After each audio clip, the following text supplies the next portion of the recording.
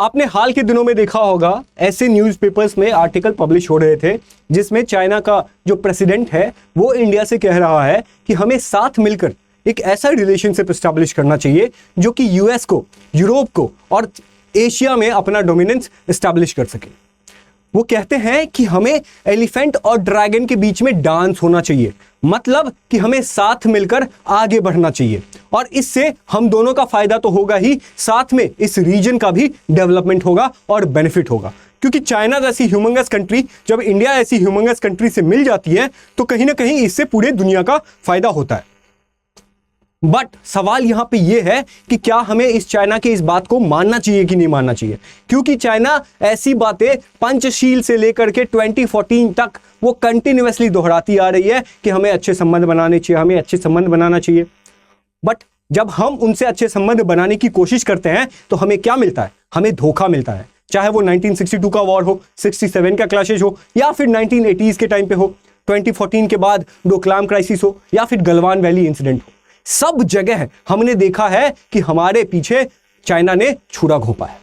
और इसी वजह से हमें समझ में नहीं आता है कि ये जो चाइना है इसको हम कैसे टैकल करें। पाकिस्तान को तो हम अच्छे से टैकल कर पा रहे हैं, पाकिस्तान तो हमारे चुटकियों का खेल है, लेकिन चाइना को हम नहीं समझा पा रहे हैं, या यूं बोलो कि चाइना को हम नहीं समझ पा रहे हैं। और इसी वजह से आज के इस सेशन में हम इसी को देखेंगे। तो hello and welcome, this is study IQ and I am Prashant Jha.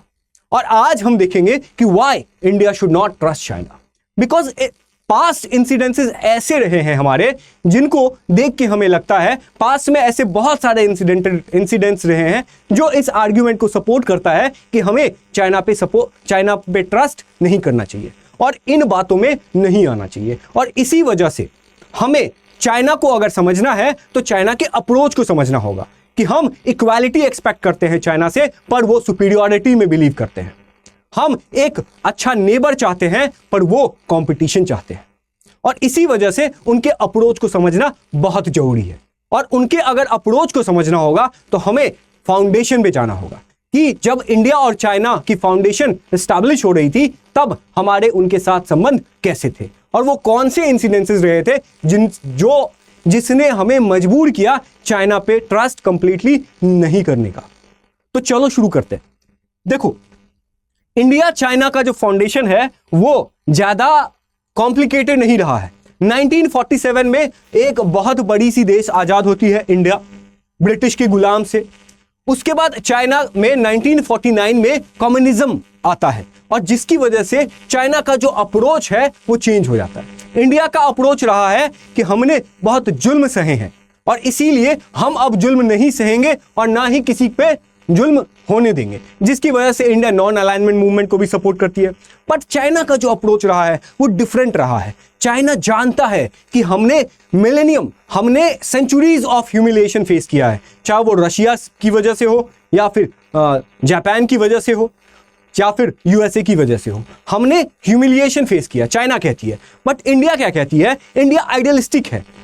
India जो है जो रूल बुक में लिखा होता है उसके अकॉर्डिंग चलने की कोशिश करती है। बट चाइना को पता है कि रूल जो होते हैं वो तोड़ने के लिए होते हैं और इसीलिए चाइना अलग चीजों में बिलीव रखती है। और इसके पीछे का जो कारण है वो उनके अलग अलग पाथ को फॉलो करने का था।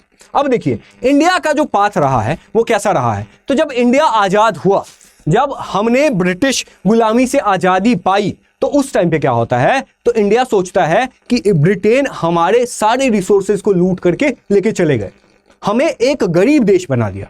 तो हमें क्या करना है? हमारे फाउंडेशंस के ऊपर में काम करना है। मिलिट्री वाली जो सिक्योरिटी है, जो स्ट्रेटजिकली इंपॉर्टेंट है, उसको इंडिया के जो लीडर्स हैं, नेहरू जी ने उतना इंपॉर्टेंस नहीं दिया। क्यों? अब सवाल यह आता है कि आप लोगों में से सोचेंगे कि यार नेहरू जी विजनरी नहीं थे। ऐसा नहीं है। उस टाइम पे जो इंडिया की डिमांड थी, अभी हमारा पेट भर रहा है तो हम सोचेंगे कि हमारा बॉर्डर स्ट्रांग हो। बट उस टाइम पे क्या था कि हम भूखे थे, हमारे बॉडी के ऊपर में कपड़ा नहीं था, हमारे सर के ऊपर में छत नहीं था। और इसीलिए नेहरू जी की लीडरशिप में उन्होंने सोचा कि फाउंडेशन स्ट्रांग करना होगा। और फाउंडेशन कैसे स्ट्रांग होगा? तो हम इंडस्ट्रियलाइजेशन करेंगे, हम डैम्स बनाएंगे, हम इलेक्ट्रिसिटी एस्टैब्लिश करेंगे, हम अपना एग्रीकल्चर स्ट्रांग करेंगे। और इसकी वजह से हमारे जो देश के लोग हैं उनकी जो बेसिक नेसेसिटी है वो पूरी होगी। और एक बार अगर बेसिक नेसेसिटी पूरी हो गई तो हम बॉर्डर एरियाज में जाएंगे। बट जो चाइना का, इसीलिए जो नेहरू जी रहे हैं उन्होंने सोशलिस्ट अप्रोच अपनाया। नेहरू जी नहीं, उस टाइम पे जो भी लीडर रहे हैं उन्होंने सोशलिस्ट अप्रोच अपनाया। बट यहां पे जो प्रॉब्लम आता है वो ये कि देखो, चाइना में आता है कम्युनिज्म, और कम्युनिज्म का एक ही मोटो था कि हमें, चाइना की जो सरकार थी उनको पता था कि जो लोग हैं, जो पॉपुलेशन है, ये पढ़े लिखे नहीं है। इंडिया में भी यही था कि लोग पढ़े लिखे नहीं है। अब यहाँ पे लोग पढ़े लिखे नहीं है, इसीलिए बेसिक नेसेसिटी एक्सपेक्ट कर रहे थे कि हमें अच्छा पानी दे दो, हमें अच्छा खाना दे दो, हमें छत दे दो, हम खुश। बट चाइना के लोग, चाइना की जो लीडरशिप थी उनको पता है कि ये सारी चीजें जो है वो उतनी इंपॉर्टेंट नहीं है। अभी इंपॉर्टेंट क्या है, तो हमें अपने बॉर्डर एरियाज में अपना डोमिनेंस एस्टैब्लिश करना होगा। देखो क्या होता है, तो चाइना क्या करती है, सबसे पहले इंडिया को समझते हैं। इंडिया की जो लीडरशिप है, इंडिया की जो गवर्नमेंट है, वो बोलती है कि लोग क्या डिमांड कर रहे हैं, लोग क्या एक्सपेक्ट कर रहे हैं। लोग अच्छा पानी, अच्छा खाना, अच्छा पीना मांग रहे हैं, हमें उनको देना चाहिए, क्योंकि हमारा देश जो है वो डेमोक्रेसी है, मतलब कि लोगों के द्वारा बनाई गई है। हमने अगर लोगों की नीड्स को सेटिस्फाई नहीं किया तो फिर हमें ही वो लोग बदल देंगे, और यही होता भी है। हमने जो भी, देखो, जो हमारा देश है, हम इस देश के जो 140 करोड़ लोग हैं, ये जो भी डिमांड करेगी गवर्नमेंट से, गवर्नमेंट को वो सेटिस्फाई करना होगा, उनकी डिमांड्स को मीट करना होगा, नहीं तो 140 करोड़ लोग मिलके गवर्नमेंट ही चेंज कर सकते हैं। तो इसीलिए जो इंडिया का अप्रोच रहा है वो बॉटम अप का रहा है। जो बॉटम में जो पॉपुलेशन है, उनका जो सोच है, उनकी जो डिमांड है, उनको मीट करना है। और जो बॉटम में लोग हैं, जो पॉपुलेशन है, उनको नहीं पता है कि बॉर्डर एरियाज में क्या हो रहा है, उनको नहीं पता है कि जियोपॉलिटिक्स लेवल पे क्या हो रहा है, उनको नहीं पता है कि यूएसए को कैसे काउंटर करना है, उनको नहीं पता है कि रशिया हमारा दोस्त है या दुश्मन, उनको नहीं पता है कि चाइना पे हमें ट्रस्ट करना चाहिए या नहीं करना चाहिए। क्यों? क्योंकि उस टाइम पे अभी तो लोग पढ़े लिखे हैं, अभी तो लोग नॉलेजेबल हैं। उस टाइम पे ना हमारे पास पढ़ने को साधन था, ना पहनने को कपड़े, और ना खाने को खाना। तो इसीलिए उनकी बेसिक नीड उनको पूरा करना, अगर वो नहीं करते तो उनका गवर्नमेंट ही वो चेंज कर देते। बट चाइना में क्या था, इनको पता था कि जो लोग हैं वो पढ़े लिखे नहीं हैं, उनको पता नहीं है कि क्या इंपॉर्टेंट है और क्या नहीं है। इसीलिए वो क्या करते हैं, ये टॉप बॉटम अप्रोच अपनाते हैं। मतलब कि वो कुछ पढ़े लिखे लोगों को, जो समझदार लोग हैं, इनको टेबल पे बिठाते हैं और बोलते हैं कि आप लोगों की चिंता छोड़ दीजिए, लोगों को हम मना लेंगे, आप वैसा पॉलिसी बनाइए जो लॉन्ग रन में, इंडिया प्रेजेंट को देखता है, चाइना फ्यूचर को देखता है कि लॉन्ग रन में क्या फायदा होगा, लॉन्ग रन में क्या हमें मिलिट्री को इंपॉर्टेंस देना चाहिए, क्या हमें मिलिट्री को और स्ट्रांग बनाना चाहिए, बनाएंगे। लॉन्ग रन में इंडस्ट्रियलाइजेशन करना चाहिए, करेंगे। तो चाइना वही काम करती है, अच्छे अच्छे लोगों को, पढ़े लिखे लोगों को टेबल पे बिठाती है, बोलती है कि आप पॉलिसी बनाइए, और वो जो भी पॉलिसी बनाते हैं, वो चाहे अच्छा हो चाहे खराब हो, वो उनके पॉपुलेशन को मानना ही पड़ता है, चाहे वो अच्छे से माने, चाहे वो बंदूक की नोक पे माने, उनको मानना ही पड़ता है। क्यों? क्योंकि उन चाइना के पॉपुलेशन के पास कोई ऑप्शन नहीं होता है गवर्नमेंट चेंज करने का, हमारे पास है, उनके पास नहीं है। और इसी वजह से कहीं ना कहीं उनके यहां जो 5 ईयर प्लान होता है वो सक्सेसफुल होता है, और हमारे यहां 5 ईयर प्लान सक्सेसफुल नहीं होता है। आप हिस्ट्री में देखेंगे तो पाएंगे कि जितने भी 5 ईयर प्लान रहे हैं, उनमें से जो स्टार्टिंग के 5 ईयर प्लान को अगर हम छोड़ दें तो बाकी कोई भी 5 ईयर प्लान जो है वो सक्सेसफुल नहीं हुआ। कारण ये कि हमारे यहां रिजीम चेंज हो जाती है, और यही एक मेजर अप्रोच रहा है, मेजर अप्रोच में डिफरेंस रहा है। ठीक है, चाइना भी सोशलिस्ट कंट्री है, इंडिया भी सोशलिस्ट कंट्री है, बट चाइना इसको स्ट्रिक्टली फॉलो करती है, इंडिया नहीं करती है। और इसीलिए यहां पे चेंजेस आते हैं। जैसे चाइना ग्रेट लीप फॉरवर्ड करती है कि वहां पे इंडस्ट्रियलाइजेशन करती है, ताकि उनको पता है कि इन लॉन्ग रन अगर हमने अभी इंडस्ट्रियलाइजेशन नहीं किया तो हम बाकी दुनिया से पीछे रह जाएंगे। और इंडिया ने तो इंडस्ट्रियलाइजेशन का बस ही छोड़ दिया था। क्यों? क्योंकि हम बेसिक नेसेसिटी को ही पूरा करने में लगे हुए थे। अब देखो क्या होता है, अब यहां पे इंडिया और चाइना हमेशा से दुश्मन नहीं रहे हैं, इंडिया और चाइना हमेशा से दुश्मन नहीं रहे हैं, हम फ्रेंड्स थे, हमारे पास दुश्मनी करने का कोई कारण नहीं था, हम फ्रेंड थे। बट वो फ्रेंडशिप कैसे फ्रिक्शन में चेंज हो जाती है, इसको हम देख रहे हैं। कैसे? देखो 1950s के टाइम पे क्या हो रहा था, तो 1950s के टाइम पे क्या हो रहा था, चाइना जो है वो तिब्बत को ऑक्यूपाई करने की कोशिश करती है। चाइना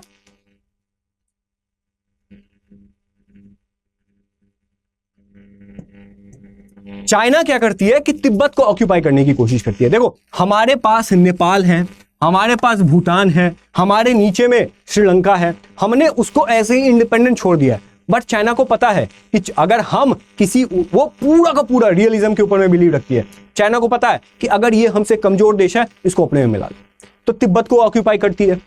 ऑक्यूपाई, तो जब चाइना तिब्बत पे मतलब अटैक करती है, तो पता है इंडिया को तभी सीरियसली चाइना को लेना शुरू कर देना चाहिए था। But India as a good boy, India as a good neighbour China का सपोर्ट करती है।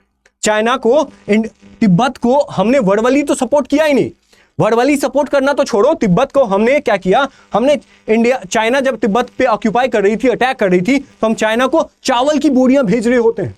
सोच रहे हो, हम चावल की बोरियां चाइना को भेज रहे होते हैं तिब्बत पे जब वो अटैक कर रही होती है। उस टाइम पे क्या होता है, तिब्बत को ऑक्यूपाई कर लेता है।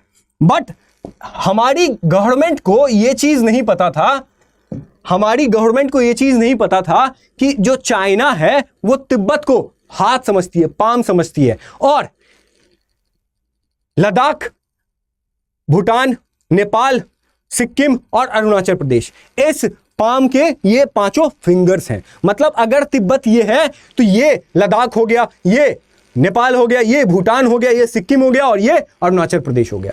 और यही स्ट्रैटेजी को चाइना 1949 से अभी तक फॉलो करती है। और इसी वजह से कहीं ना कहीं जब चाइना तिब्बत को ऑक्यूपाई कर रही होती है, तो हम क्या करते हैं, हम चाइना को इनवाइट करते हैं।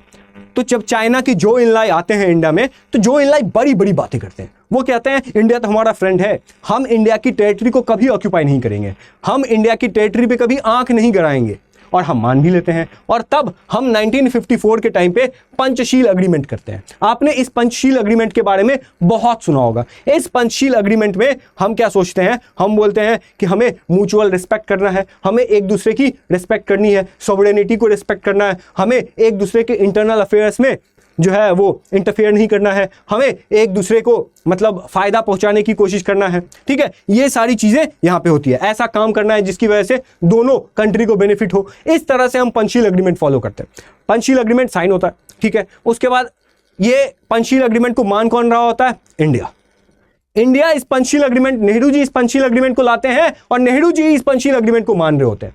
चाइना तो नहीं मान रहा है, क्योंकि चाइना नहीं मान रहा है, ये हमें 1962, आज से मतलब 1954 के 8 साल के बाद हमें यह चीज पता चल जाता है कि चाइना इस चीज को नहीं मान रहा है। तो पंचशील अग्रीमेंट होता है और फिर एक सडन सिचुएशन ऐसा एस्टैब्लिश होता है कि जो चाइना है वो इस अक्साई चीन वाली रीजन में, ये वाला जो रीजन है यहां पे G219 हाईवे बनाते हैं। चाइना क्या करती होती है, 1957 के टाइम पे धीरे धीरे चोरी छुपके से वो एक रोड बनाती है। और इंडिया को पता होता है, ऐसा बोला जाता है कि इंडिया को नहीं पता होता है, बट जब इंडिया के जो मिलिट्री ऑफिशियल से पूछा गया तो वो कहती है कि हमने जो है वो इंडिया की गवर्नमेंट को क्लियरली बताया कि चाइना जो है यहाँ पे इंफ्रास्ट्रक्चर डेवलप कर रही है। बट इंडिया ने क्या किया, इंडिया ने इग्नोर किया कि चाइना तो कह रहा है ना कि वो हम पे अटैक नहीं करेगी, तो नहीं करेगी। हिंदी चीनी भाई भाई वाला कॉन्सेप्ट था। तो चाइना मतलब इंडिया कंप्लीटली चाइना पे ट्रस्ट करता है। लेकिन फिर नेहरू जी को उसी टाइम पे ये अंदेशा लग जाता है कि नहीं, कुछ ना कुछ तो खोट है। अगर खोट नहीं होता तो पहले तिब्बत को चाइना ने ऑक्यूपाई किया, अब हमारे ऊपर उन्होंने नजर गड़ाए हुए हैं। तो फिर नेहरू जी क्या करती है, नेहरू जी फॉरवर्ड पॉलिसी अपनाते हैं। वो सेना को भेजती है ऐसे ही देखने के लिए, चेक में रखने के लिए कि भैया जाओ तुम देखो कि चाइना क्या कर रही है।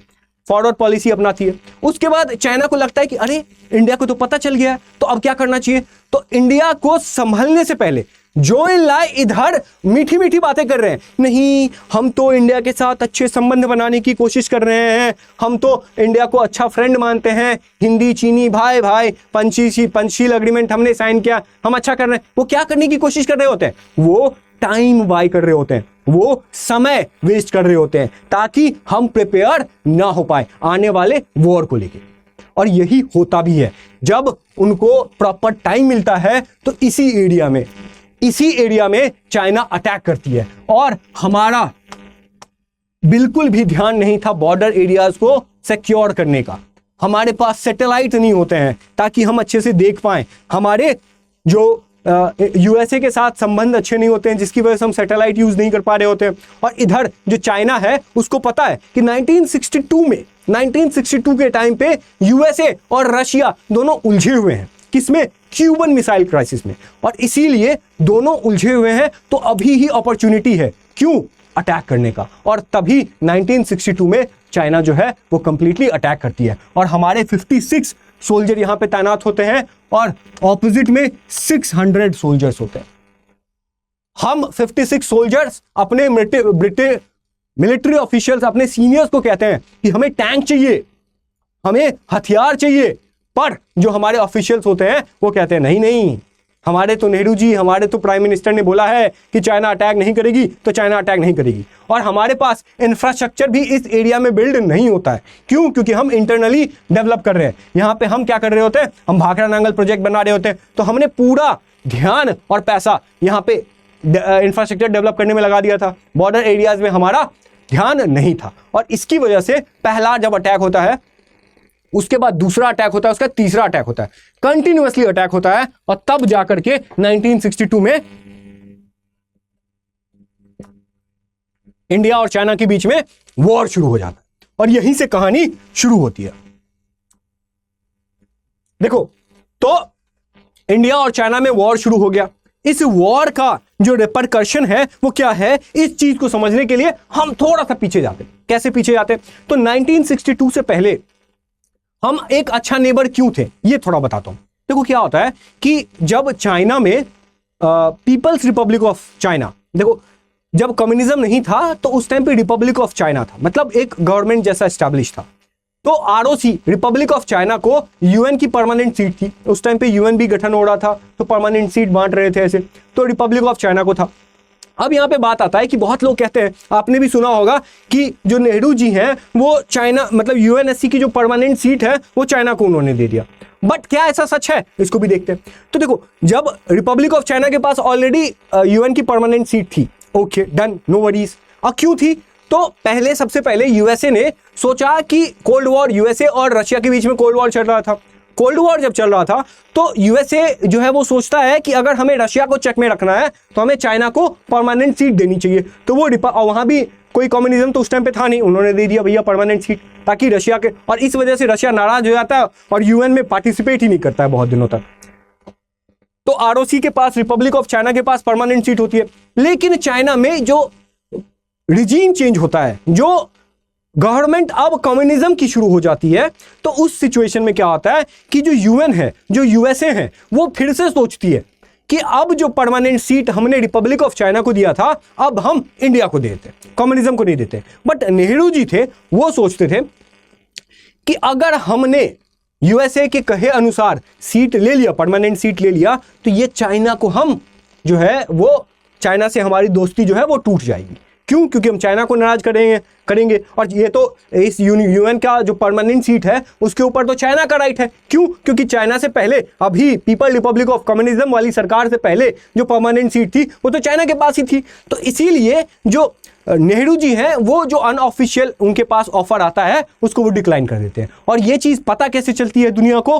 तो जब नेहरू जी चीफ मिनिस्टर को लेटर लिख रहे होते हैं तो वही लेटर बाद में रिवील हो जाती है और जिससे पता चलता है। तो नेहरू जी हमेशा उन्होंने सोचा कि इंडिया चाइना के साथ अच्छे संबंध हो जिससे हम दोनों आगे बढ़े, बट ये चीज संभव नहीं हो पाता है। 1962 में ऐसा हमने देख लिया कि जब क्यूबन मिसाइल क्राइसिस में दोनों देश यूएसए और रशिया उलझे हुए थे तो हमारे देश में भी अटैक हो जाता है।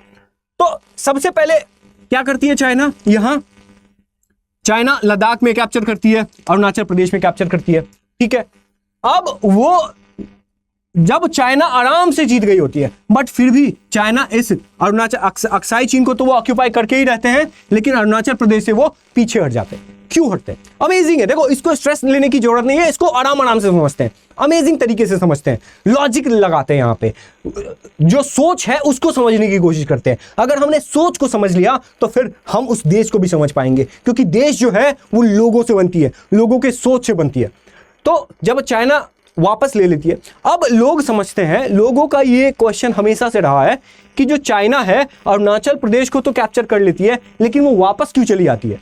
तो बाद में इस चीज को जब देखा गया तो पाया गया कि नेहरू जी यूएसए के साथ कोऑर्डिनेशन करते हैं, ब्रिटेन के साथ कोऑर्डिनेशन करते हैं, और यूएसए और ब्रिटेन जो है वो इंडिया को सपोर्ट करने के लिए कोशिश करते हैं कि भैया अब अगर चाइना पीछे नहीं गई तो हम आपके अरुणाचल प्रदेश में अपनी आर्मी उतारेंगे। और इसी वजह से चाइना समझ जाती है कि भैया ठंड भी आने वाली होती है, नवंबर के टाइम पे हो रहा होता है, ठंड भी बहुत जोरों से आने वाली होती है, और चाइना जो है, चाइना यहाँ पे, चाइना का जो मेनलैंड है वो तो यहाँ है, यहाँ पे तो बहुत बड़ी बड़ी पहाड़ें हैं, तो उनको अपनी जो सप्लाईज है वो मेनलैंड चाइना से यहाँ अरुणाचल प्रदेश में लाने में बहुत ज्यादा दिक्कत होगी। तो इसीलिए वो सोचते हैं कि ब्रिटेन का भी प्रेशर पड़ रहा है, यूएसए का भी प्रेशर पड़ रहा है, और रशिया भी हमारा दोस्त नहीं है, तो वो क्या करती है, वो पीछे चली जाती है, और पीछे जाने में ही उनका फायदा भी था, और पीछे जाकर के वो अपने आप को विक्टोरियस क्लेम कर लेती है। तो ये था इंडो चाइना का वॉर। इसमें एक जो बहुत दिल दहला देने वाली बात होती है वो ये कि यहाँ पे अक्साई चीन के पास यहाँ पे मेजर शैतान सिंह का बहुत बड़ा रोल है। हमारे देश के पास अच्छी बंदूकें नहीं थी, अच्छा इंफ्रास्ट्रक्चर नहीं था, बट हमारे पास क्या था, हमारे पास जोश था, हमारे पास देश को लेकर के समर्पण था, और ये मेजर शैतान सिंह अपने काम से ये चीज को प्रूव करते। कैसे? तो मेजर शैतान सिंह घायल हो जाते हैं, लड़ते लड़ते घायल हो जाते हैं। हमारे पास ठीक अमाउंट में गोलियां भी नहीं थी, तो उनको उनके जो भी सिपाही होते हैं वो उनको ले जा रहे होते हैं, बट वो मेजर शैतान सिंह उनको ऑर्डर देते हैं कि आप वापस जाइए, हमको बंदूक दे दीजिए और हम यहां से चाइना को रोकेंगे। और यही होता है, जब उनकी पार्थिव शरीर यहां मिलती है तो पाया जाता है कि उनका बॉडी में भले जान ना हो, बट उनके दिमाग में इंडिया को लेकर के अभी भी प्रेम था। क्यों? तो जब उनका बॉडी के पास उनका गन मिलता है तो वो देखते हैं कि गन में एक भी गोली नहीं थी। मतलब गोली उनकी बंदूक से जब तक सारी गोलियां खत्म नहीं हो गई तब तक चाइना के आर्मी को मेजर शैतान सिंह ने अंदर घुसने नहीं दिया। और ये इस चीज का सबूत है कि भले हमारी लीडरशिप कुछ भी कर रही हो, लेकिन हमारे सोल्जर हमेशा इंडिया को प्रोटेक्ट करने में आगे ही रहते हैं। अब देखिए 1962 का वॉर तो खत्म हो गया। अब उसके बाद क्या होता है कि जब हमें पता चलता है कि यार ऐसे काम नहीं चलने वाला है, अब जो है वो चाइना जो है वो अटैक करेगी और हमें इसके लिए प्रिपेयर करना ही होगा, तो वो सोचती है कि इस एरिया में जहां जहां बॉर्डर है वहां वहां हमें फेंसिंग करना चाहिए। बट यहां पर लद्दाख साइड में हम फेंसिंग कर नहीं सकते हैं। क्यों? क्योंकि चाइना के अकॉर्डिंग LAC अलग है, इंडिया के अकॉर्डिंग LAC अलग है। तो हम क्या करते हैं, हम सिक्किम के पास जो है वो फेंसिंग करते हैं। हम सोचते हैं कि जहां पे हमें पता है कि बॉर्डर कहां है वहां पे हम फेंसिंग करना शुरू करते हैं। तो इसी दौरान हम सिक्किम के पास फेंसिंग कर रहे होते हैं, राइट। बट क्या होता है कि जब चाइना को देखो, चाइना एक ऐसी कंट्री है ना जो इंफ्रास्ट्रक्चर अगर बॉर्डर एरिया में डेवलप कर रही है, ठीक है भैया हम कर रहे हैं, बहुत अच्छी बात है। बट अगर इंडिया बॉर्डर के एरियाज में फेंसिंग करना शुरू करती है, डेवलप करने लगती है इंफ्रास्ट्रक्चर, तो उनको प्रॉब्लम होने लगता है। और यही होता है यहां भी, जब इंडिया फेंसिंग कर रही होती है बॉर्डर एरियाज में, तो चाइना के जो आर्मी है वो यहां आ जाते हैं। नथुला पास से वो क्रॉस करने की कोशिश करते हैं, और हमारे जो है वो 70-80 जो आर्मी है वो वीरगति को प्राप्त हो जाते हैं। बट इसी वजह से क्या होता है कि जब नथुला पास से वो क्रॉस कर रहे होते हैं तो वो भूल गए थे, उन्हें लगता था कि 62 के वॉर में जैसे उन्होंने हमें शिकस्त दी और हम हार गए, क्योंकि ऑफ कोर्स हमने एक्सपेक्ट नहीं किया था कि चाइना हम पे अटैक करेगी, बट इस बार हमें पता था कि चाइना अटैक करेगी तो हमें उसका सामना कैसे करना है। और इसीलिए जब नथुला पास से जब चाइना की आर्मी क्रॉस कर रही थी तो उनको देखने को मिला 6-6 फीट के जवान, चाइना के बौने से आर्मी और इंडिया के 6-6 फीट के जवान। तो 6-6 फीट के जवान और राजपूताना राइफल्स ने चाइना के आर्मी के छक्के छुड़ा दिए, और फिर जो चाइना के लोग हैं उनको मतलब 300 से ज्यादा आर्मी को वहीं पे उन्होंने ढेर कर दिया, सारा बंकर उड़ा दिया। और इसी 1962 का बदला हम इसी 1967 के वॉर से लेते हैं, और तब चाइना को पहली बार पता चलता है कि इंडिया भी कुछ कम नहीं है। और इसीलिए फिर उसके बाद छोटे मोटे स्क्रिमिशेस होते हैं, बट कहीं ना कहीं वो थम जाते हैं। और ये स्कर्मिशेस मतलब 1970s के टाइम पे होते हैं, 80s के टाइम पे होते हैं, थोड़े बहुत झड़प होती है, बट कहीं एक बड़ा सा क्लैश नहीं होता है। लेकिन 1993 तक ये काम होता है, और 1993 तक चाइना भी अपने देश को डेवलप करने में लगी रहती है, इंडिया भी अपने देश को डेवलप कर रही होती है। और फिर 1993 में इंडिया और चाइना के बीच में एक जो है वो मतलब ट्रीटी ऐसा साइन होता है, एक मतलब अग्रीमेंट होता है कि भैया अब जो है हमें आगे करना है। इस 1993 के बारे में हम आगे बात करेंगे। देखो अब इंडिया कैसे स्ट्रगल कर रहा था। 1962 के बाद। तो इंडिया चूंकि डेमोक्रेसी है, तो इंडिया को अब क्या है कि इंडिया के पास 1971 का वॉर होता है, हम कंटिन्यूअसली पाकिस्तान से उलझे हुए ही रहते हैं। उसके बाद इमरजेंसी जैसी सिचुएशन आती है, बैंक्स में रिफॉर्म हो रहे होते हैं, हम लिबरलाइजेशन की कोशिश करते हैं, लेकिन हम फेल हो जाते हैं। क्यों? क्योंकि ब्यूरोक्रेसी का जो कर्ज है वो हमारे ऊपर था। क्योंकि अगर हम कोई भी ब्यूरोक्रेट्स को कोई घोटाले में पकड़ा गया या नेता कोई अगर करप्शन कर रहा है, अगर हम उसको कोर्ट केस करेंगे वो बहुत लंबा खींचेगा, डेवलपमेंट रुक जाएगा। ठीक है, तो ये सारी चीजें हो रही है। और चाइना में क्या होता है, चाइना में अगर कुछ भी तुम गलत किए तो सीधा तुमको जो है वो जेल में डाल देंगे। क्यों? क्योंकि वहां पे कोई भी गुंजाइश नहीं है गलती करने की, यहां पे ढेरों गुंजाइश है। तो इसीलिए फिर बाद में जाकर के 1991 में एलपीजी रिफॉर्म होता है, लिबरलाइजेशन, प्राइवेटाइजेशन और ग्लोबलाइजेशन हम करते हैं, जिसकी वजह से इंडिया की इकोनॉमी तब जाकर के स्थिर होती है। और उस सिचुएशन में इस दौरान तो हम ये कर रहे थे, लेकिन इस दौरान चाइना क्या कर रही थी, तो माओ जेडोंग की डेथ के बाद डेंग जियाओपिंग सत्ता का कमान अपने हाथों में लेते हैं और फिर स्पेशल इकोनॉमिक जोन जैसा सिचुएशन क्रिएट, मतलब एक स्पेशल इकोनॉमिक जोन जैसा सीन क्रिएट करते हैं कि भाई एक ऐसा एरिया बनाएंगे जिसमें चाइना के लैंड पे ही ये एरिया होगा, स्पेशल इकोनॉमिक जोन होगा, लेकिन यहां पे चाइना का रूल नहीं होगा, ये मतलब पूरे वर्ल्ड के लेवल पे होगा और इसमें कोई भी, ताकि इन्वेस्टर जो है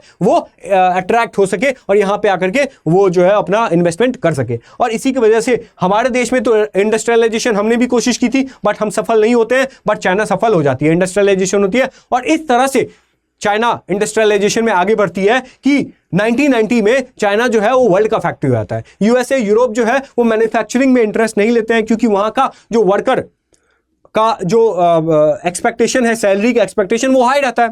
बट चाइना में जो वर्कर की जो वैल्यू है वो कम होती है। ठीक है, क्योंकि गरीब देश होता है। तो जो यूएसए और जो यूरोप है अपना पूरा मैन्युफैक्चरिंग सेटअप जो है वो चाइना में ही डाल देती है। इंडिया के पास ये मौका आता ही नहीं है, इंडिया तो ऑलरेडी इंडस्ट्रियलाइजेशन का बस छोड़ चुकी है। तो इसीलिए चाइना 1990s के टाइम पे वर्ल्ड की फैक्ट्री बन जाती है। तब जाकर के चाइना को ये रियलाइज होता है कि हमें मार्केट चाहिए, हमें यूएसए और यूरोप का मार्केट तो ठीक ही है, बट हमें इंडिया जैसी बड़ी मार्केट चाहिए। और इंडिया के पास तो पॉपुलेशन ही उसका रिसोर्स है। तो इसीलिए चाइना इंडिया से, और हम भी जो है वो 1991 में एलपीजी कर ही रहे थे, हम भी उस कॉन्फ्लिक्ट को फेस नहीं कर सकते हैं। क्यों? क्योंकि हमारे ऊपर में अलग तरीके का इकोनॉमिक बर्डन उस टाइम पे हो रहा होता है। फिर जाकर के इंडिया और चाइना जो है वो 1993 में क्या कर रही होती है, 1993 में दोनों पास में आते हैं और फिर एक अग्रीमेंट करते हैं कि भैया हम जो है, और उसी अग्रीमेंट में, इसी 1993 वाले अग्रीमेंट में क्या साइन होता है, तो बोला जाता है कि कभी भी हम तो एक तो वॉर नहीं करेंगे, और अगर हमें कभी भी अगर कॉन्फ्लिक्ट हुआ इंडिया और चाइना के बॉर्डर एरियाज में, तो हम क्या करेंगे, हम बंदूक, हम राइफल, हम गोलियों का इस्तेमाल नहीं करेंगे। और इसी 1993 की वजह से जब भी इंडिया और चाइना में इसके बाद कॉन्फ्लिक्ट होता है, तब कभी भी हम, आप और हम कभी गोलियां सुनने की आवाज वहां पे बॉर्डर एरियाज में नहीं आते।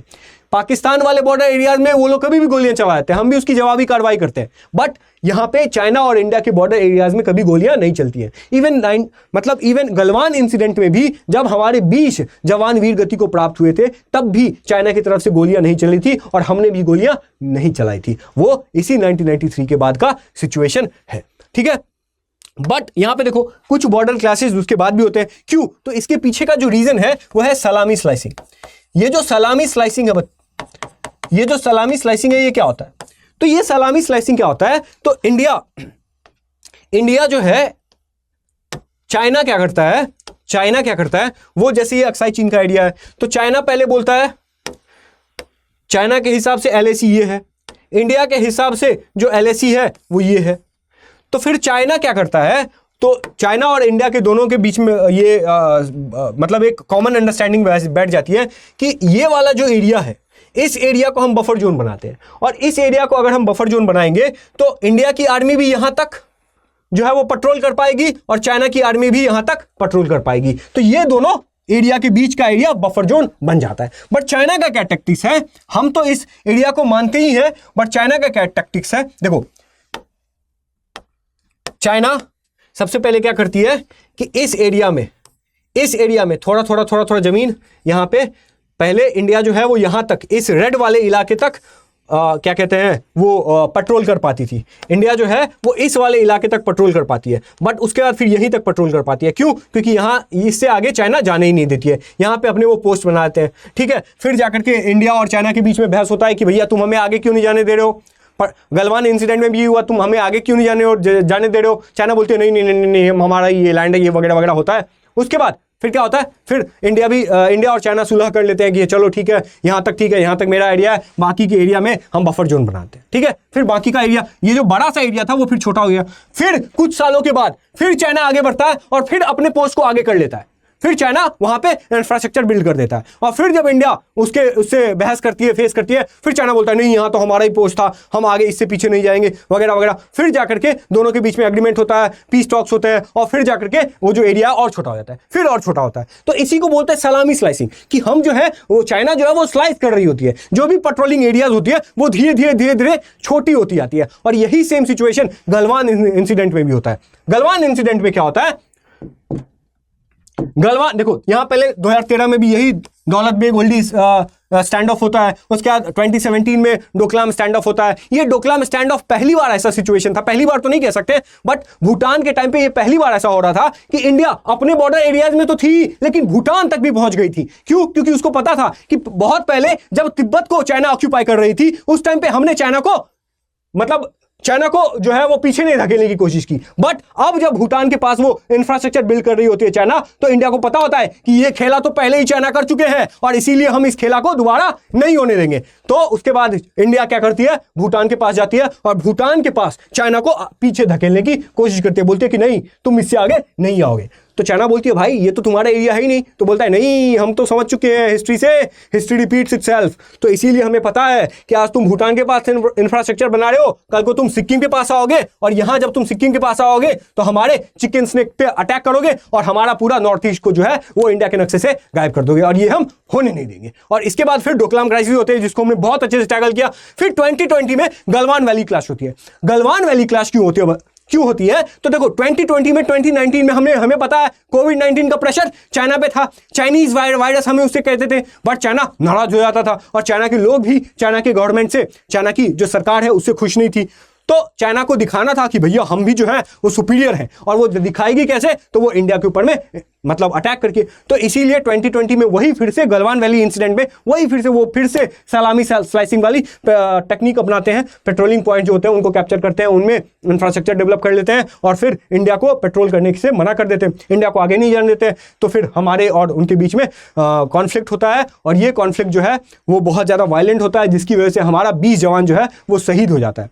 शहीद तो होता है, लेकिन फिर जब क्योंकि हम तो प्रिपेयर थे नहीं, उन लोगों ने गलवान वैली में क्या किया था, पानी को रोक दिया था। उन लोगों ने अपने बैट के ऊपर में कील वगैरह लगा करके हमारे सैनिकों को जो है वो धोखे से, ऑफ कोर्स वो मतलब क्या बताऊं, धोखा ही करते हैं, सही तरीके से तो वो वॉर कर नहीं पाएंगे। क्यों? क्योंकि हमारे जैसे योद्धा उनके पास होंगे ही नहीं। तो इसीलिए वो हमारे सेना पे चुपके से वो वॉर करती है। लेकिन जब हमें पता चल जाता है कि हमारे 20 जवान जो है वो शहीद हुए थे, तो उससे पहले ही उस सिचुएशन में क्या होता है, उन्होंने 20 जवान मारे, बट हमने उनके 40 से ज्यादा जवान जो है उनके मार दिए। क्यों? क्योंकि हमारे पास हौसला था, क्योंकि हम सही के सपोर्ट में थे और वो धोखा कर रहे थे, और इसीलिए उनके 40 से ज्यादा जवान घायल होते हैं। बट स्टिल गवर्नमेंट कहती है कि हमने 1 इंच भी जो है वो जमीन नहीं खोया है। बट ऑफ कोर्स जब दो जमीन के बीच में, जब ये हमारे बीच में पेट्रोलिंग पॉइंट्स था, पहले इंडिया यहां तक पेट्रोल कर पाती थी, अब इंडिया यहीं तक पेट्रोल कर पा रही है। तो ये जो पेट्रोलिंग पॉइंट्स है, इन दोनों के बीच का जो जमीन है वो तो चाइना के पास चला गया ना।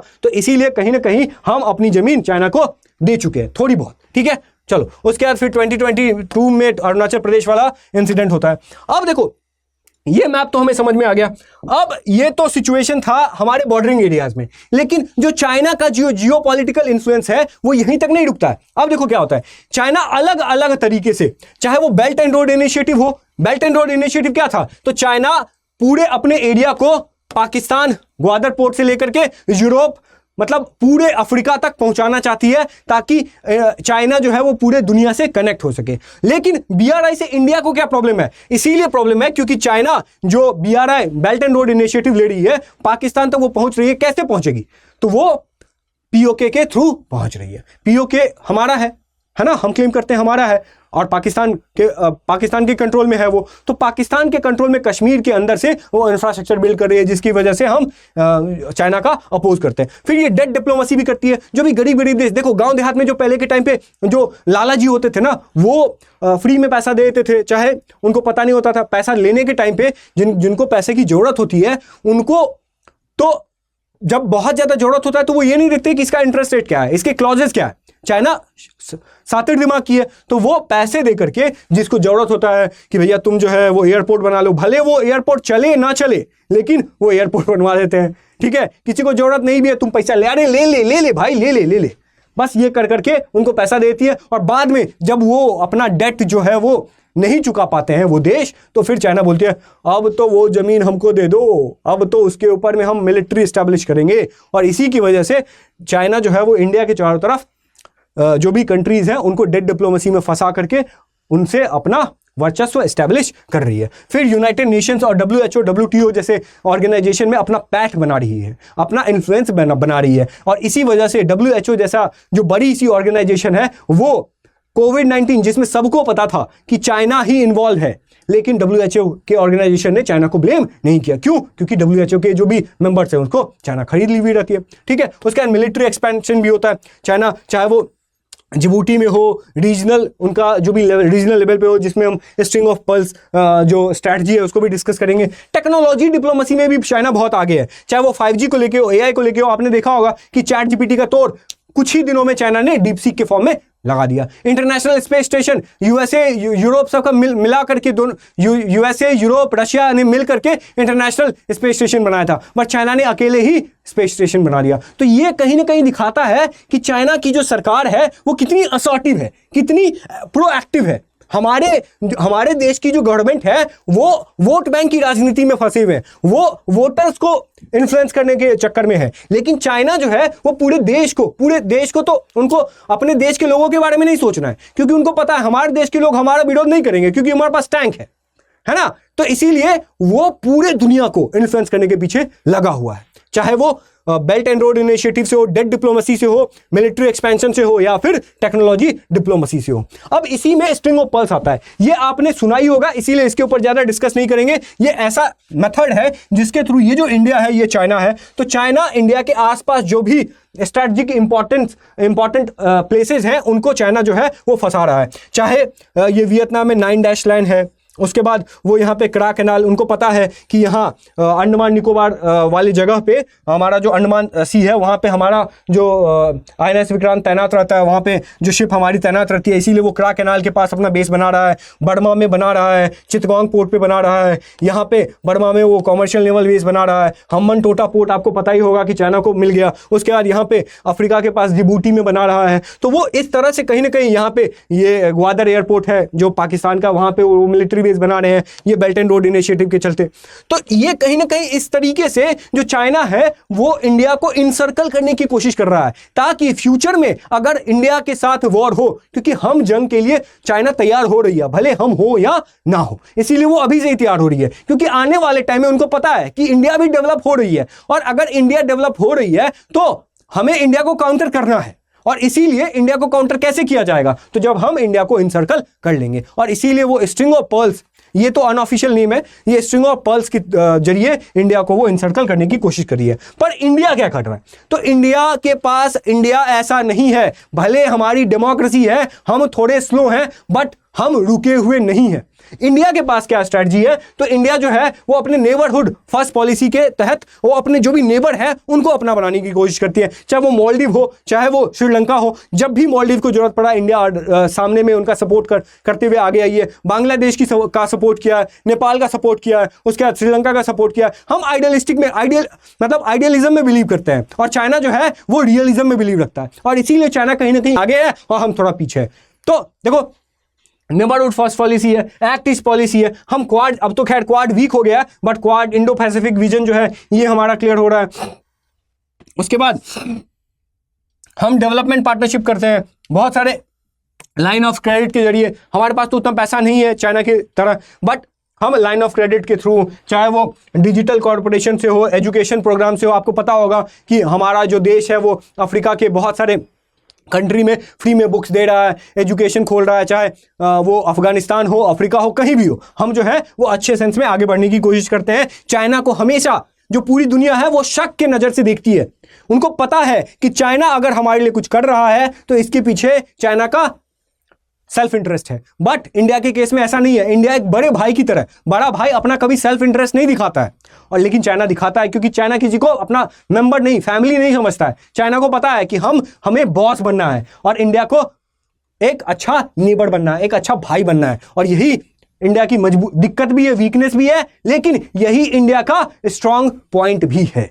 और कल्चरल डिप्लोमेसी भी है। हमारा बॉलीवुड शाहरुख खान के तो अबू धाबी में भी फैन है, मतलब पूरी दुनिया में। तो बॉलीवुड के थ्रू हो, योगा के थ्रू हो, डेमोक्रेटिक वैल्यूज के थ्रू हो, डायस्पोरा के थ्रू हो, चाहे ऋषि सुनक हो, चाहे जो क्या कहते हैं यूएसए में जो लॉ मेकर्स हैं, कहीं ना कहीं हर जगह ये इंडियन ओरिजिन लोग आपको मिल जाएंगे। क्यों? क्योंकि हमारा डायस्पोरा इतना ज्यादा स्ट्रांग है। ठीक है, ओके। उसके बाद देखो, चाइना तो स्ट्रिंग ऑफ पर्ल्स कर रही है, चाइना तो स्ट्रिंग ऑफ पर्ल्स स्ट्रेटजी को यूज कर रही है, बट इंडिया क्या रुका हुआ है? नहीं, इंडिया जो है वो स्ट्रिंग ऑफ पर्ल्स को कैसे टक्कर दे रही है? तो डायमंड नेकलेस स्ट्रेटजी से। वो स्ट्रेटजी कैसा है? तो हम क्या कर रहे हैं, चाइना को इंसर्कल करने की कोशिश कर रहे हैं। हमने क्वाड बनाया जिसमें जापान को इंक्लूड किया। हमारा अभी फिलीपींस के साथ एक समझौता हो रहा है जिसमें हम क्या कहते हैं, जो इंडिया से जो वेपन्स हैं वो हम फिलीपींस भेजने की कोशिश कर रहे हैं। जो हमारा बड़ा बड़ा ब्रह्मोस है, ये सब मिसाइल है, ये हम फिलीपींस से भेजने की कोशिश कर रहे हैं। और चाइना टांग अड़ा रहा है, क्योंकि ऐसा नहीं है कि चाइना सिर्फ इंडिया को ही परेशान कर रहा है, वो जापान को भी परेशान कर रहा है, वो फिलीपींस को भी परेशान कर रहा है। ये 9 डैश लाइन के पास जो कंट्री है सबको चाइना परेशान कर रहा है। और इसीलिए दुश्मन का दुश्मन दोस्त होता है। इसीलिए इंडिया जो है वो जापान के साथ उसका अच्छा रिलेशन स्टैब्लिश कर रही है, उसके बाद वियतनाम के साथ स्टैब्लिश कर रही है। उसके बाद हमारा जो है वो वियतनाम जो है वो हमारे साथ आगे, मतलब आने वाले टाइम पे हमारा बहुत अच्छा दोस्त बनने को भी तैयार है। हमारे साथ वो ट्रेड डील भी करने को तैयार है, मिलिट्री डील भी करने को तैयार है। क्यों? क्योंकि उसको भी पता है कि अगर चाइना को कोई टक्कर दे सकता है तो हम छोटे छोटे कंट्री नहीं दे सकते हैं। उसको टक्कर चाहे तो यूएसए दे सकता है, चाहे तो इंडिया दे सकता है। और यूएसए अभी इंडल्ज है अपने ही प्रॉब्लम्स में, यूएसए पे भी कभी सपोर्ट नहीं करेगा उतना, लेकिन इंडिया करेगा। क्यों? क्योंकि इंडिया कहीं ना कहीं नेबर है, तो उसको करना ही पड़ेगा। चाइना हमेशा से इंडिया का थ्रेट बन के ही रहेगा। क्यों? क्योंकि वो हमारा पड़ोसी है, और हम अपने मित्र बदल सकते हैं, अपने पड़ोसी नहीं। ठीक है, और यूएसए को तो चाइना से कोई लेना देना नहीं है, वो भले कर रहा है, बट यूएसए तो बहुत दूर है, तो उसको उतना जरूरी नहीं है, लेकिन इंडिया को जरूरी है। तो फिर इंडिया भी यही काम कर रहा है। हम भी सेशल्स में ले रहे हैं, मिलिट्री बेस ले रहे हैं, मालदीव्स के साथ हम अच्छे संबंध बना रहे हैं। उसके बाद हमारा यहाँ मलक्का स्टेट के पास एक अच्छा मतलब एस्टेब्लिशमेंट है। कोई भी मलक्का स्टेट कभी भी अगर चाइना अग्रेशन करने की कोशिश करेगा तो देखो, पूरा जो भी ये मलक्का स्टेट के थ्रू ही दुनिया का 30% से ज्यादा ट्रेड जाता है, एक्सपोर्ट होता है, एक्सपोर्ट इंपोर्ट होता है। तो कभी भी अगर चाइना हमें इंसर्कल करने की कोशिश करेगा तो हम भी यहां अंडमान के पास मलक्का स्टेट को ही चोक कर देंगे, जिससे चाइना एक्सपोर्ट ही नहीं कर पाएगी दुनिया को। और अगर चाइना ट्रेड ही नहीं कर पाएगी, फिर चाइना सर्वाइव ही नहीं कर पाएगी। उसके बाद फिर हमने श्रीलंका के साथ अच्छे संबंध बनाए हैं। उसके बाद दुक्कम पोर्ट हो गया, ओमान हो गया। हम ईरान में जो चाबहार पोर्ट है वहां पे ईरान के साथ रिश्ते सुधारने की कोशिश कर रहे हैं। बट यार, ईरान के साथ थोड़ा प्रॉब्लम ये आ जाता है कि ईरान जो है वो कहीं ना कहीं इजराइल का दुश्मन है, और इजराइल का सपोर्ट यूएसए कर रहा है। तो हम यूएसए को जो है वो यूएसए से दुश्मनी नहीं मोल लेना चाहते हैं, और ईरान भी हमारा उतना अच्छा दोस्त नहीं है। बस हमें फायदा है, इसीलिए हम वहां चाबहार में डेवलपमेंट करने की कोशिश कर रहे हैं। तो ये कहीं ना कहीं नेकलेस ऑफ डायमंड जो है वो इसी तरह से कारगर साबित हो रहा है, बट कहीं ना कहीं स्लो है। क्यों? क्योंकि इंडिया के पास पैसे नहीं है। इंडिया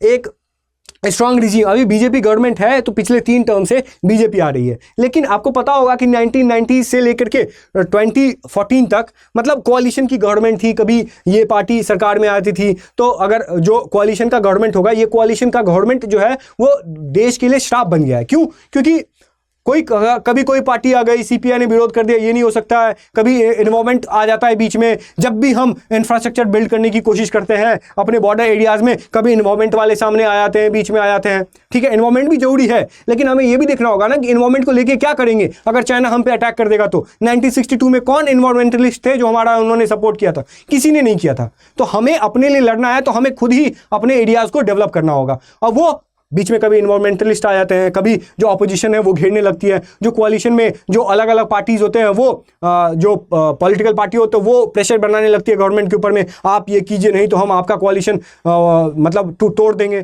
तो इसकी वजह से डेवलपमेंट नहीं हो पाता है। लेकिन जब से बीजेपी गवर्नमेंट आई है इसमें बहुत सारी बुराइयां हैं, बहुत सारे नेगेटिव एस्पेक्ट्स भी हैं, लेकिन पॉजिटिव एस्पेक्ट्स में ये है कि हम एक विजन के साथ आगे बढ़ पा रहे हैं। हमारी कोई भी स्ट्रैटेजी अगर हम सोचते हैं कि ये स्ट्रैटेजी से हमें इंडिया को आगे लेके जाना है तो उसे रोकने वाला कोई नहीं हो रहा है। क्यों? क्योंकि अभी मेजॉरिटी की गवर्नमेंट है। अब देखो क्या होता है, यही था। अब देखो क्या होता है कि चाइना जो इंडिया को ग्लोबली कैसे टैकल कर रहा है, अंडरमाइन कर रहा है, कैसे नीचा दिखाने की कोशिश कर रहा है। तो हमारा जब भी यूएन में जो भी परमानेंट मेंबर है, चाहे वो रशिया हो, फ्रांस हो, यूएसए हो, सबने ये बोला है कि इंडिया को परमानेंट सीट मिलनी चाहिए।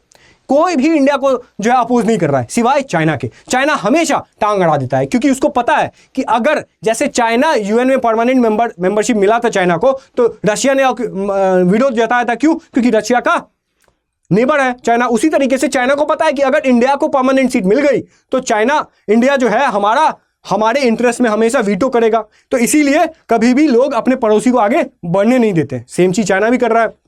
उसके बाद हमारा जो न्यूक्लियर सप्लायर ग्रुप्स था, एनएसजी था, उसमें हमारा जो चाइना है वो ब्लॉक कर देता है। जो हम कभी भी अगर मसूद अजहर जैसे आतंकवादी हैं उनको अगर हम यूएन टेररिस्ट घोषित करना चाहते हैं उसमें वीटो कर देता है। उसको कोई फायदा नहीं है चाइना को, बट स्टिल वो बुली कर रहा है ताकि हम इसी चीज में फंसे रहे और आगे ना बढ़ पाए। चाइना पाकिस्तान का सपोर्ट क्यों कर रहा है?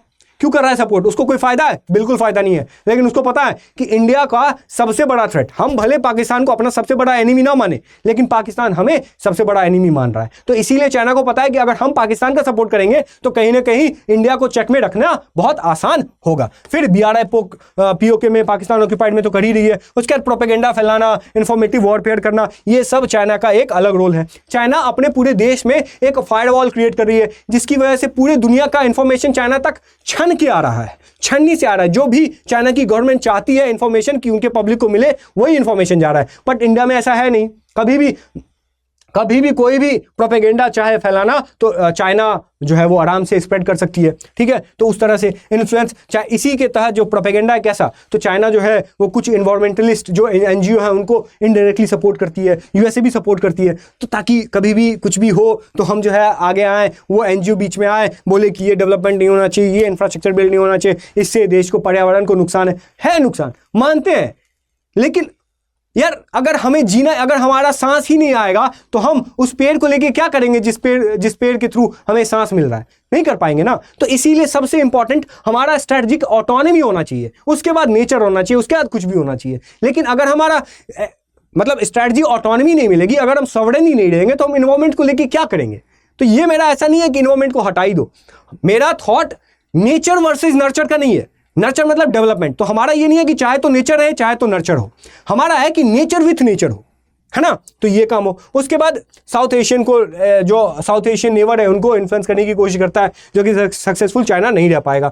और इंडिया कैसे काउंटर कर रहा है? तो हम डिप्लोमेटिक पुशबैक कर रहे हैं, हम अलग अलग तरीके से क्वाड बना रहे हैं, हम ऑस्ट्रेलिया के साथ नेवल एक्सरसाइजेस कर रहे हैं, मालाबार हो, चाहे यूएसए के साथ अच्छे संबंध बना रहे हैं, रशिया के साथ अच्छे संबंध बना रहे हैं ताकि कभी भी चेक में रखें, इकोनॉमिक मेजर्स ले रहे हैं, मिलिट्री इंफ्रास्ट्रक्चर डेवलप कर रहे हैं। पहले हमारी जो मेथड था वो डिफेंसिव था, हमें यह था कि हम देश में काम करें, हम नॉर्थ ईस्ट वाला जो रीजन है उसको ना अंडर डेवलप्ड रहने देते। पहले हमारा यह था कि नॉर्थ ईस्ट को हम अंडर डेवलप्ड रहने देते हैं। क्यों? क्योंकि चाइना अगर अटैक करेगा कभी तो हमारा सड़क अगर डेवलप नहीं होगा तो चाइना दिल्ली तक नहीं आ पाएगा। क्यों? क्योंकि सड़क ही नहीं है। हमें पता ही नहीं था कि यार नॉर्थ ईस्ट भी तो हमारा ही है, तो उसमें डेवलपमेंट करना चाहिए ताकि हमारी आर्मी भी जो 62 में अच्छे से नहीं पहुंच पाई थी वो अच्छे से पहुंच पाए। तो हमारे पास रिसोर्सेज नहीं था, बट अब जाकर के हम भी अच्छे से मिलिट्री इंफ्रास्ट्रक्चर बिल्ड कर रहे हैं और आगे बढ़ने की कोशिश कर रहे हैं। स्ट्रेटेजिक डिफेंस पार्टनरशिप कर रहे हैं, अलग अलग देशों के साथ इंटेलिजेंस शेयर कर रहे हैं। उसके बाद ग्लोबल लॉबिंग कर रहे हैं। हमारे फॉरेन मिनिस्ट्री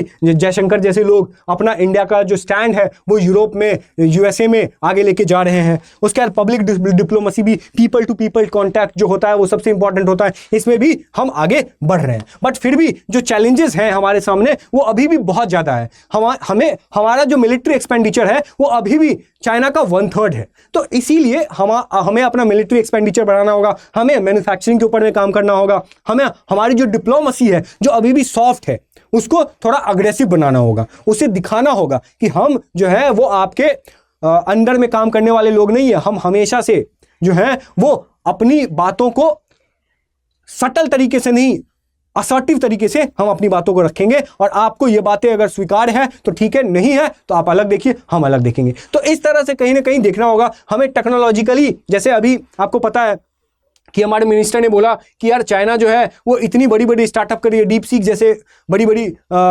फॉर्म स्टार्टअप कर रही है, लेकिन हम क्या कर रहे हैं, हम पहले जोमेटो, फिर स्विगी, फिर जिंग, पता नहीं कितना एक ही तरह से कोई किसी ने एक फार्मूला खोज लिया कि भैया हम जो है वो अपने कस्टमर्स तक जो है वो ईजिली सर्विसेज पहुंचा पाएंगे, होम डिलीवरी कर पाएंगे। उसी फॉर्मूले को कॉपी करते जा रहे, कोई नया चीज नहीं कर रहे हैं। तो वो हमें नया करना होगा, डिप्लोमेटिक इन्फ्लुएंस बढ़ाना होगा, रीजनल स्टेबिलिटी मेंटेन करना होगा। और ये रीजनल स्टेबिलिटी हम मेंटेन कर भी रहे हैं।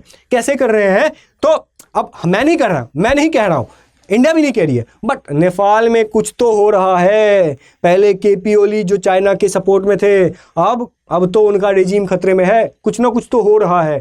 इंडिया नहीं कर रही है ऑफिशियली, बट कुछ तो हो रहा है। बांग्लादेश में भी कुछ तो हो रहा है। मालदीव, श्रीलंका की भी अब जो गवर्नमेंट है वो भी इंडिया को सपोर्ट कर रही है। मालदीव में भी सपोर्ट आ रहा है। तो कहीं ना कहीं इससे ये लगता है कि इंडिया भी बैक एंड पे कुछ ना कुछ सोच रही है। चाइना ग्वादर पोर्ट तक BRI, belt and road initiative को लेके जा रही है कितने सालों से, लेकिन अभी भी वो सक्सेसफुल नहीं है। क्यों? क्योंकि पाकिस्तान में भी कुछ ना कुछ कर रही है इंडिया। कैसे? तो भैया वहां पे ट्रेन हाईजैक हो जाता है। कैसे होता है? वहां के लोग ही करते होंगे, इंडिया क्या ही कर लेती होगी। बट इंडिया के फेवर में है तो हम आगे बढ़ रहे हैं। एनर्जी डिपेंडेंस भी हमें अपना कम करना होगा, ठीक है। इंटरनल हमें ऑफ कोर्स आत्मनिर्भर बनना होगा। मिलिट्री मॉडर्नाइजेशन करना होगा, जिसके लिए जितना भी DRDO कर रही है वो सफिशिएंट नहीं है। बहुत अमेजिंग कर रही है DRDO, बट वो भी सफिशिएंट नहीं है। और भी स्पीड में हमें काम करना होगा। हमें हर लेवल पे, चाहे वो एयरफोर्स के लेवल पे हो, मिलिट्री के लेवल पे हो, या फिर नेवी के लेवल पे हो, हमें बहुत ज्यादा रिफॉर्म लाने की जरूरत है, एडमिनिस्ट्रेशन में भी और मशीनरी लेवल पे भी। और ये हम जिस स्पीड में कर रहे हैं वो स्पीड बहुत स्लो है, और जितना हमारा एक्सपेंडिचर है, जितना हमारा बजट है मिलिट्री का, वो भी बहुत कम है। तो इस चीज को लेकर के एग्रेसिवली हमें सोचना होगा और इंडिया को आगे आना होगा। क्योंकि इंडिया के लिए पाकिस्तान एग्जिस्टेंशियल थ्रेट नहीं है, चाइना है। और इसीलिए अगर हमें चाइना को काउंटर करना होगा तो हमें चाइना की तरह ही सोचना होगा। और इसीलिए हमें चिंग डायनेस्टी के बारे में पढ़ाना होगा अपने बच्चों को। हमें जो गुलाब सिंह का एम्पायर था उसके बारे में पढ़ाना होगा। हमें लद्दाख के टेरेन के बारे में पढ़ाना होगा। हम USA का जो पॉलिटिक्स है उसको ज़्यादा फोकस कर रहे हैं। हम रशियन रिवॉल्यूशन पे ज़्यादा रशियन रिवॉल्यूशन को ज़्यादा पढ़ रहे हैं। हम यूरोपियन सिविलाइजेशन को ज़्यादा पढ़ रहे हैं। लेकिन जो हमारा पड़ोसी है चाइना, उसको हम पढ़ नहीं पा रहे हैं। तो जब हम उसके हिस्ट्री को अच्छे से पढ़ेंगे, जब हम उसके पॉलिटिक्स को अच्छे से झांक के देखेंगे, तभी हम अपने नेबर को अच्छे से समझ पाएंगे। और अगर हमने एक बार अपने नेबर को अच्छे से समझ लिया तो फिर हमें उसकी विचारधारा को टैकल करना आसान होगा। और इसी कदम में इंडिया को भी आगे आना होगा और हमें सॉवरेनिटी को, अपने सॉवरेनिटी की रक्षा खुद ही करनी होगी। कोई भी देश का, हमारे देश का सपोर्ट नहीं करेगा। जब टाइम आएगा तो हमें अपने लिए खुद ही खड़ा रहना होगा। तो इसी के साथ हम इस सेशन को खत्म करते हैं। फिर आपसे किसी और सेशन में किसी और मुद्दे के ऊपर में बात होगी। तब तक के लिए थैंक यू सो मच और कीप लर्निंग गाइस।